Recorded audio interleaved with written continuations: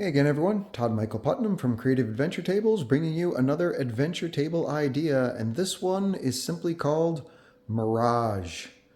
Mirage. So the story behind it is my Shadow Dark players on their last carousing thing. They got a rumor. That rumor turned out to be that there was a rival group of crawlers, basically a rival adventuring party group that got the last part of the map of Giral's Hoard, which is supposed to be a hoard of legendary treasures and stuff. And of course, the players decided that they were going to try and take that from the rival group.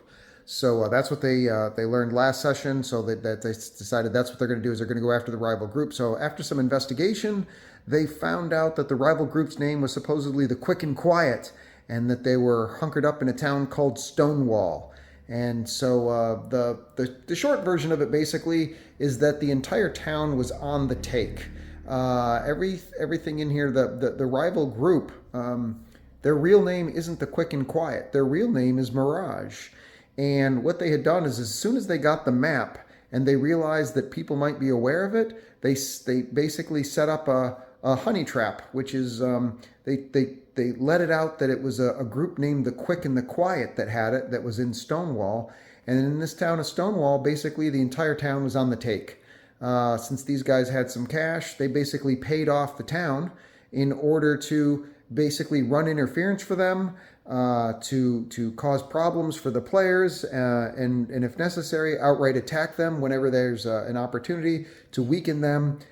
If anyone were to come into the town asking for the Quick and Quiet, because the only thing that name is actually attached to is the Giral's Hoard, that treasure map. And so if anyone comes in, if any regular adventurers come in and they don't mention anything about the Quick and Quiet, well, everybody leaves them alone. But as soon as they catch wind that the players or any other groups of adventurers is asking for the Quick and Quiet, that lets the Mirage know that these players are probably, or these adventurers are probably after them. And that's when the town kicks in and starts causing problems for them. So everyone's on the take. Doesn't mean they all fight. They'll, but if anybody learns of that, they'll obviously get that information to the rival group, to the Mirage as soon as possible, and that way they can plan how they're going to attack the players. But in the meantime, the funny thing was, all of the NPCs, I gave them names that basically gave away the game, right? So there was Two-Time and Tommy the Trader here, and the reason supposedly he was called Two-Time and Tommy was because he tried to be an adventurer twice and he got an arrow to the knee. Yes, I've played Skyrim, and so he was Two-Time Tommy, and he gave up and he decided he's just going to run his own, going to run a shop for provisions and stuff like that. And then there's Arnold the Armorer, but it's Ben Arnold, which of course is short for Benedict Arnold, which is the known trader. And then there's a guy here called Squealer's Supplies. Supposedly he's called Squealer because he's got a little pet pig and stuff. But of course, a squealer is somebody who tattles on you, right?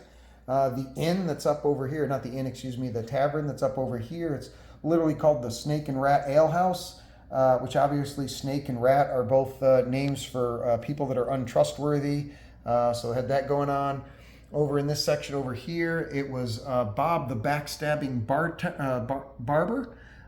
Supposedly that's from the story was because he's a very, very nervous fellow, and somebody had jolted him once or excited him once when he was cutting somebody's hair, and he accidentally stabbed somebody in the back, and so everybody basically calls him Bob the Backstabbing Bartender. But obviously what he's a backstabber. As soon as he finds out anything about the players that are doing, he's going to go and he's going to tell the Mirage about it. And the captain is literally, his name was Captain Crony, which is obviously somebody who works for somebody else and who's not trustworthy. So the captain was up here, Captain Crony. And then over here in the Golden Glory Guild House, all the members who were here, I pulled them out right now, but all of the people that were in there, if the players came in asking about the Quick and Quiet, they would tell them that they're upstairs, where they room is upstairs. They don't know if they're in there or not. And when the players went up in there, all the treasure chests were chapped. They were trapped. There was actually a mimic for a door and whatnot, and that's because the Quick and Quiet didn't actually stay up there. It was all just a trap in order to weaken them, so there'd be shrapnel traps and fire bombs and stuff like that went off. And then when the players came back down in their weakened state, that's when all of the paid off guild members bum rushed the players and attacked them. They still didn't kill the players, of course. The players managed to defeat them. Moments after that happens, a city guard shows up and knocks on the door, opens up the door and says, "Hey, I was outside. I saw that they attacked you. And, I know that it wasn't your fault, but you can't run. You can't leave. You've got to go come talk to the captain of the guard right now. That shows that you're innocent. And also, he's going to want to know as much information as he can about this because, he's got to go after those and find out what caused this, why they did this." So the players come over here and they go up these stairs into the guardhouse, basically, and they come up to Captain Crony's thing, and Captain Crony basically lulls them into complacency, saying, "Hey, I heard what the guard said," and he feeds them some drink and stuff. And in the meantime, he has his guard go around and get the rest of the other guards. And then there's a big brawl in here where they try and take out the players if they can because they've been weakened again. But that didn't work. The players were still managed to do it, and eventually they figure out that the whole thing is on the take, that everybody's on the take. They do find the one honest person, Eric the Outcast, who's this little old man who used to be the previous mayor of the town, who's sitting there, and he had previously refused to give them any good information because he didn't know who to trust. He trusted people before, and so until the players proved themselves that they were able to handle the minions and lackeys of the Mirage crawler group, he wasn't going to tell them what was really going on. But once they defeated those two groups, he kind of called them over and was like, "Hey, here's what the real story is." And they are actually over here in the squalid section of town, basically the poor section of town. And inside of the buildings, they've got it all made up so it's nice.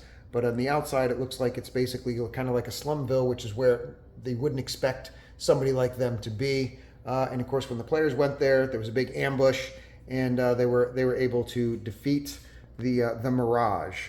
So that was going on there. This section over here there was a rumor that the townsfolk would tell them when they were first asking that this abandoned warehouse, sometimes they would see members of the Quick and Quiet go here and drop off bags and then leave, and that maybe all their gold and stuff is there.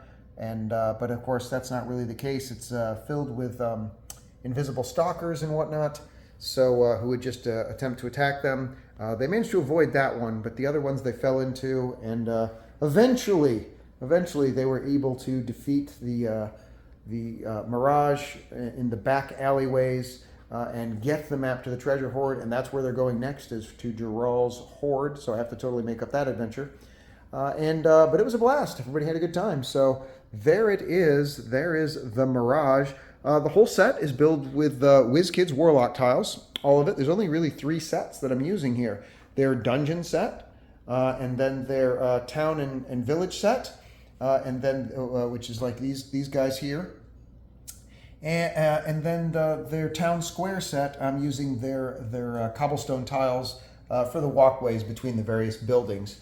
Then underneath that, I've got a battle map from I wanna say Deep Cut Studios, I think I want to say, but I'm not 100% sure. And of course, some Monster Fight Club trees and bushes are on there. So that's it. That is the Mirage. Hope you enjoyed it. Please like and subscribe if you enjoy the content, and I will see you guys next adventure. Take care. Bye.